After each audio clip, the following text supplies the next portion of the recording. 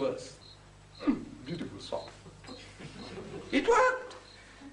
4,000 years. It's working. It's still working today.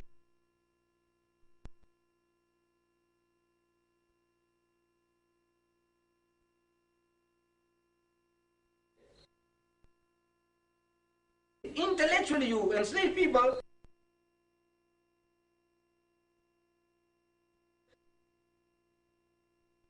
Hindustani ladies. From the way they are attired, I can say they are Hindustanis. I can't describe it, but I know when I see a Hindustani and a Tamil, I know this is Hindustani, this is Tamil. There's something about them, the way they wear the sari.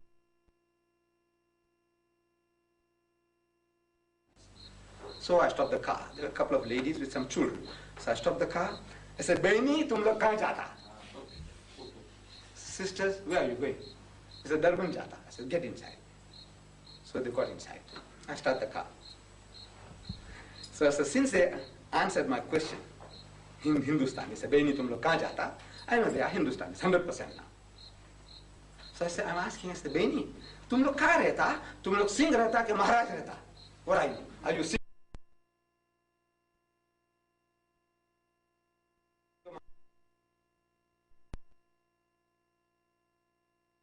I said, tum kahan rehta? What are you then? You are neither fish nor fowl, what are you? He said, hum log ahir rehta, ahir. You know, the untouchables among the Hindustanis. Ahir is a low caste among the Hindustani people. So I said, Behni, this is all bloody rubbish. You know, my forefathers, they created all this to enslave you people. Right? There is no truth in it. They were fighting tooth and nail against me. They said, nahi, Malik ne humko aisa banaya. This is the beauty of an intellectual bondage. You see, when you want to free the slave doesn't want to be free.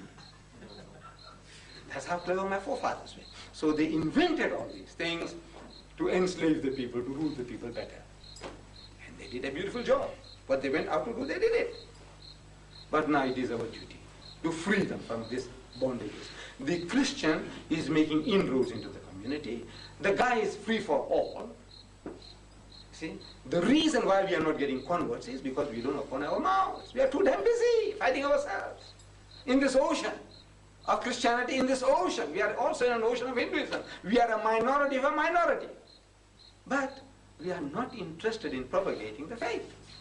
And the punishment for that is there for you to see. It's a punishment of Allah. Allah doesn't come down from the heaven with a whip in his hand. The thing that you value most, your daughters, the daughters are going wholesale. Says, we are busy. Says, look, hamara kuch khud ka thikana nahi hai. That is what the people are saying. Look at us, we are not perfect.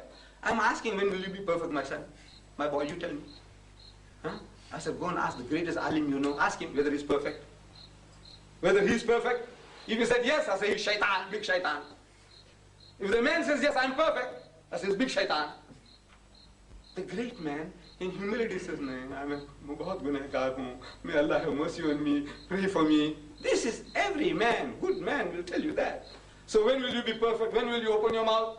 In the meantime, the enemy is going to wait for you. Is he waiting? Look at the example of our Nabi Kareem and the Ashabas. They give you examples. The very people who are stopping you from doing propagation, they give you beautiful examples. But they can't see the natural consequence of that example they are giving. I am listening in the West Street Mosque.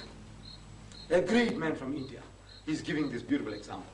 He says, you know, in the Hajjatul Wida, the farewell pilgrimage, the last pilgrimage, there were 110,000 Ashabas. And our Nabi Kareem Sallallahu Alaihi Wasallam, in his farewell sermon, khutbah, he's asking them, he says, have I delivered my message to you? Has my message reached you? And they, in one voice, they all said, most certainly it has. So he lifts up his eyes towards heaven and says, Ya Bari Ta'ala, you be a witness to this, that I have delivered my message.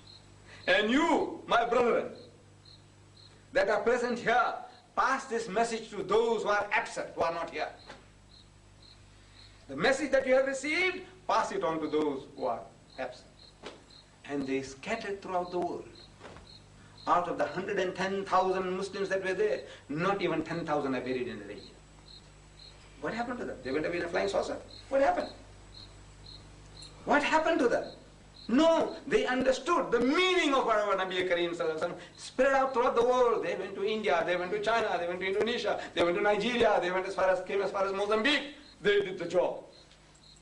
That's the example. You're giving that example, but he says, now you know what? You people must come along. You know, we're going to have a little Jamaat there to fulfill that example.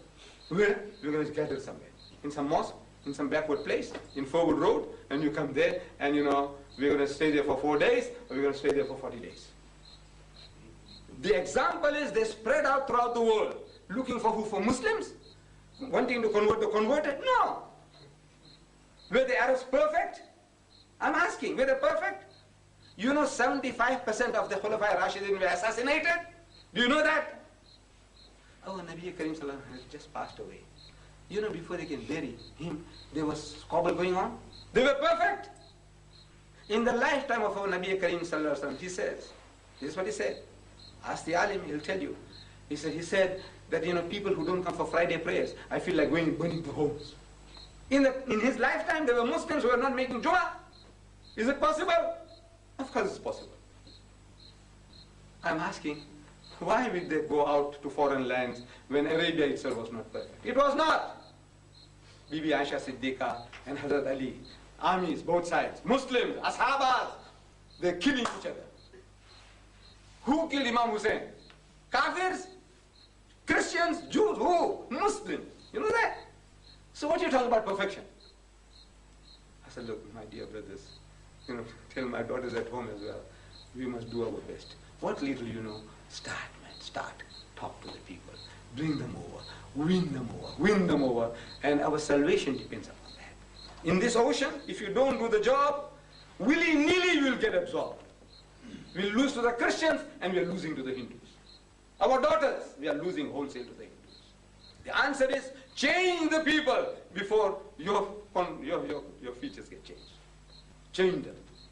And with these words, my dear brothers, I'm very, very grateful to Brother Rafiq for creating this opportunity for me to come and share with you on this subject of Islam and Hinduism. I know the subject is very vast, and I can't say I have done very much justice to it, but I hope that this is the beginning. It will give you a start. And one day, inshallah, if you keep on doing the job, knowledge will come to you, more and more knowledge. This is how it comes. See? From what has been said, Mr. Didat, as in all his lectures, we'll allow a few minutes. It is late.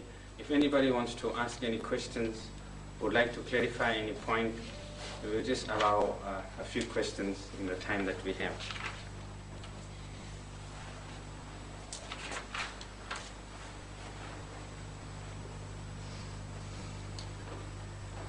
They all converted.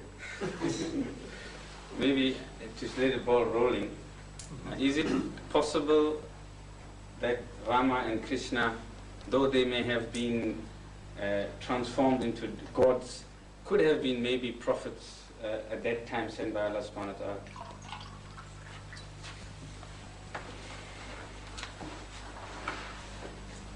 You know, in the Holy Quran, we are made to accept this principle, that every nation has had a guide.